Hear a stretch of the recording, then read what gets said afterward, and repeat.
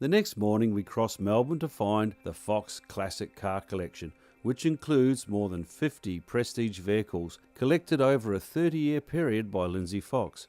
It is ideally situated in the historic Queen's Warehouse in Melbourne's new and exciting Docklands precinct. The collection includes Bentley, Ferrari, Jaguar, Porsche and Mercedes-Benz marques. Now they say that a bad workman always blames his tools, but good workmen have the right tools to begin with. And what we're looking at here is a state-of-the-art system for actually building a platform on. This is a Bentley S3, and what we're looking at is we're looking at the bare chassis, which is the first element in the overall construction of the car. It's the foundation for the car, and if this is wrong, well then the rest of the car will be wrong as you're building it.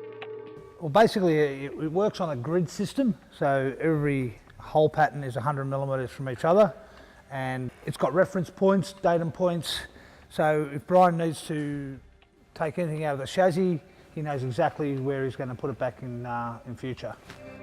Well, the reason I use these series of French curves is in the pattern making phase of coach building. These start off as a paper pattern, so we start off and we take a paper pattern pretty much in the same way as a dressmaker would, and which shows you gives you all the surface detail, and then we lay that flat, so it looks like that. So when I then transpose that from a paper pattern onto a steel pattern, I lay the paper out, and then I use a series of French curves, right, to plot the various radiuses.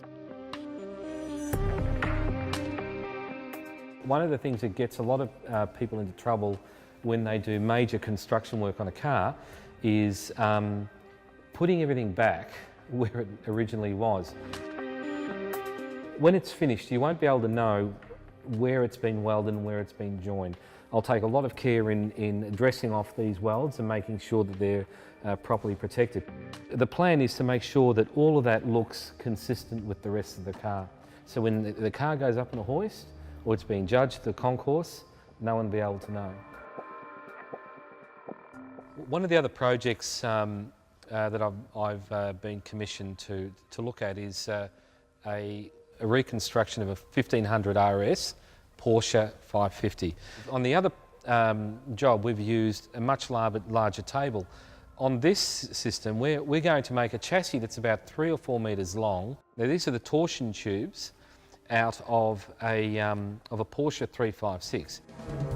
Though super secret, we find storage for the museum and a man cave of Thunderbird proportions. One of the big things with big collections is room. You need lots of it, you need spaces where the cars are safe and free of dust. This isn't the world's best practice space for a car collection, but we do have rooms where they can be stored and looked after in a very user-friendly way. So here we're looking at the current crop of Mercedes-Benz supercar offerings, which is an SLS, V12 SL, another 928. We have a trophy SLR, which is the one of a series of race cars was developed in Europe. At one stage we had 5 of these in the collection, and it's sitting in its little cocoon, which keeps a lot of the dust out. It's actually very effective. This is the Aladdin's Den. Come through. This is a great little spot to actually store all the cars because it's relatively dust-free. We have a 246 Dino.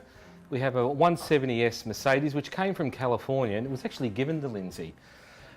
We have this beautifully restored 300 SL that I did the bodywork on. We have a fairly original looking Speedster, which belonged to Alan Hamilton's wife. A lovely old car, hasn't been driven very much. The seats are just sitting in it.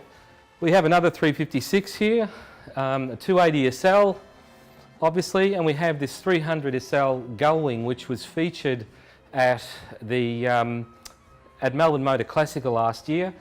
I won't tell you how much we paid for this car when we first bought it almost 20 years ago, but I will tell you now that in the current condition that it's sitting in, it's worth north of about $800,000.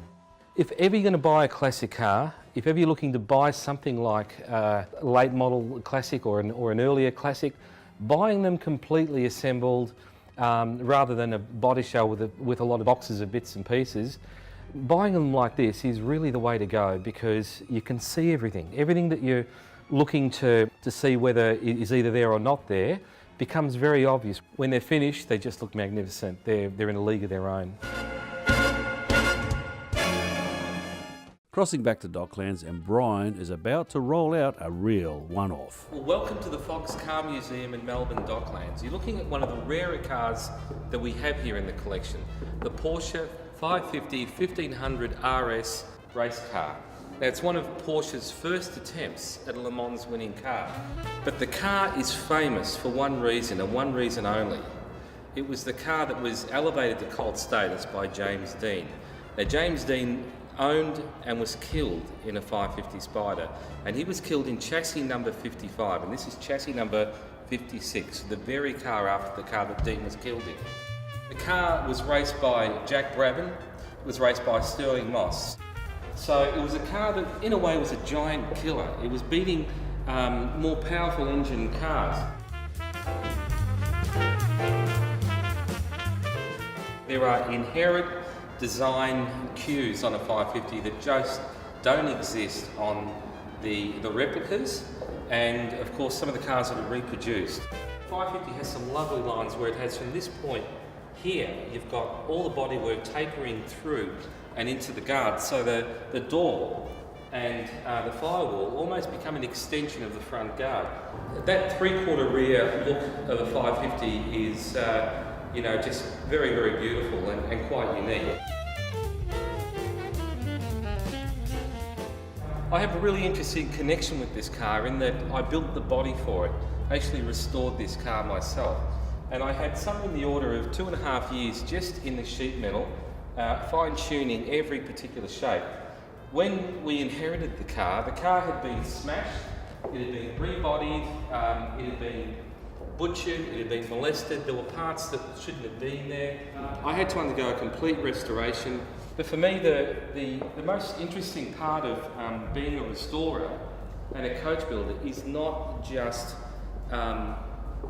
showing the vehicles, but it's being engaged in that whole process of research and development to make sure that everything is as it was, so you retain the provenance of the vehicle.